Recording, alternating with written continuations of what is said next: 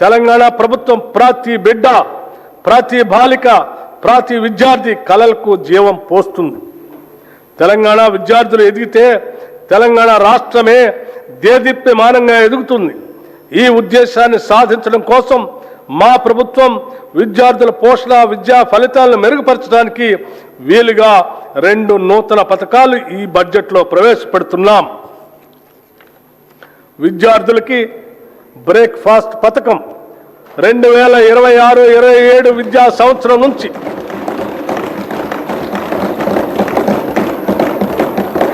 2026-27 విద్యా సంవత్సరం నుంచి ప్రీ ప్రైమరీ నుండి ఇంటర్మీడియట్ వరకు చదువుతున్న విద్యార్థులకు నాణ్యమైన పోషకాలతో రాష్ట్రంలో నూతనంగా బ్రేక్ఫాస్ట్ పథకాన్ని ప్రారంభించేందుకు ప్రభుత్వం నిర్ణయించింది.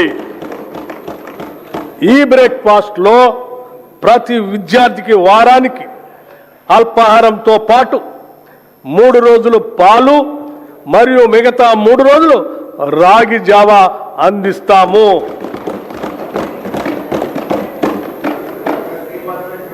This landmark initiative will improve nutrition and health outcomes, increase attendance and punctuality, reduce dropouts and absenteeism.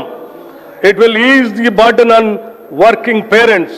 In simple words, no child in Telangana should begin a school day on an empty stomach. This is a watershed reform for student welfare. This breakfast initiative will not only nourish bodies, it will nourish the future of Telangana.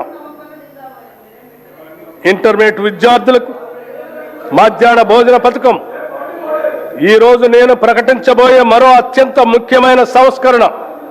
ప్రభుత్వ junior కళాశాలల్లో intermediate అభ్యసిస్తున్న మన విద్యార్థులకు కూడా ఇకపై నూతనంగా మధ్యాహ్న భోజన పథకాన్ని విస్తరిస్తున్నాం.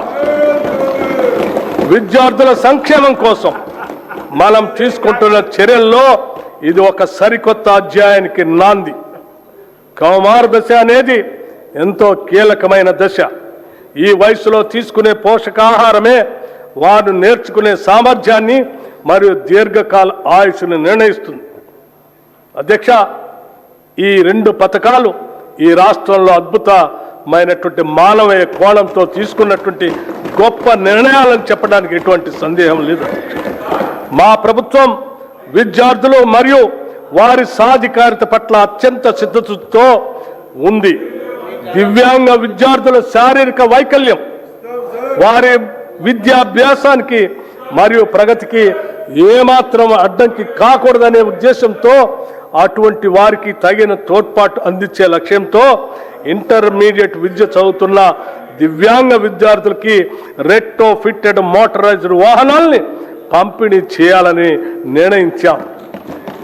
రాష్ట్రంలోని అన్ని వసతి గృహాలు, గురుకుల విద్యా సంస్థల్లోని వంటశాలల అపరిశుభ్రత వలన విద్యార్థులు అనారోగ్యం పాలవుతున్నారు. దీనిని దృష్టిలో ఉంచుకొని ఆ వంటశాలల నిర్వహణలో వస్తున్న ఇబ్బందులను అధిగమించడానికి ఈ బడ్జెట్లో ఆధునీకరించడానికి మా ప్రభుత్వం నిశ్చయించింది. అన్ని వసతి గృహాలు, గురుకుల విద్యా సంస్థల వంటశాలల ఆధునీకరణకు కోట్ల రూపాయల ప్రతిపాదన 100 కోట్ల రూపాయలని ప్రతిపాదించాం. రాష్ట్రంలో పాలమూరు శాతవాహన విశ్వవిద్యాలయ ఆధ్వర్యంలో ఇంజనీరింగ్ మరియు లా కాలేజీలు, తెలంగాణ విశ్వవిద్యాలయం ఆధ్వర్యంలో ఇంజనీరింగ్ కాలేజ్, మహాత్మా గాంధీ విశ్వవిద్యాలయం ఆధ్వర్యంలో లా మరియు ఫార్మసీ కాలేజీలు, Rajiv Gandhi university of knowledge technologies ఆధ్వర్యంలో మహబూబ్ నగర్ క్యాంపస్ను నూతనంగా మంజూరు చేశాం. వీటికి అదనంగా ప్రభుత్వ పాలిటెక్నిక్ కాలేజ్ కోస్గిని ప్రభుత్వ ఇంజనీరింగ్ కళాశాలగా అప్గ్రేడ్ చేశాం.